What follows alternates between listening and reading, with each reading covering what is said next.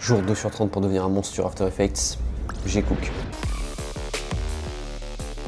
On commence par le titre. Sur mon texte, du coup, je suis simplement venu appliquer un dégradé. Et ensuite, j'ai utilisé une texture un petit peu grunge. Je l'ai mise en track matte de mon texte et ça donne ça. Deux petites animations de texte assez basiques et un petit bout de texte en bas. J'ai juste tracé sur un article de journal un masque pour délimiter la partie qui m'intéressait. Et je suis venu le faire apparaître avec un masque également. Après le titre, je suis venu créer un fond avec différents calques de texture. Comme d'habitude, il va falloir s'y habituer. C'est un peu mon style. Les éléments du coin en haut à gauche, je suis venu les révéler avec un mat en l'humain inversé. Donc un espèce de paintbrush. Et pour les feuilles en bas à droite ici, pour les rendre un petit peu plus réalistes, je suis venu ajouter deux effets. Contour brut, endommager un petit peu les coins, les bordures de notre image pour lui donner cet effet un petit peu papier usé, vieux papier. Et par-dessus, pour accentuer cet effet, j'ai rajouté encore une fois une texture. Scène numéro 2 du coup, toujours la balle au centre, une composition un petit peu différente. Cette espèce de lens flare en bas, j'ai simplement changé le mode de fusion, le mettre en éclairci. J'ai peut-être baissé aussi un peu l'opacité. Ouais. Le tampon de la CIA pour le faire ressortir un petit peu comme ça sur l'image, j'ai simplement utilisé un biseau. Donc je suis venu sur mon calque, j'ai fait clic droit, style de calque, biseautage, estampage. Et j'ai pas changé les paramètres, je les ai laissés par défaut, ça rend assez bien. Scène 3, la balle toujours au centre comme d'habitude. Les seules choses que j'ai utilisées ici, du coup, c'est de nouveau un luma inversé pour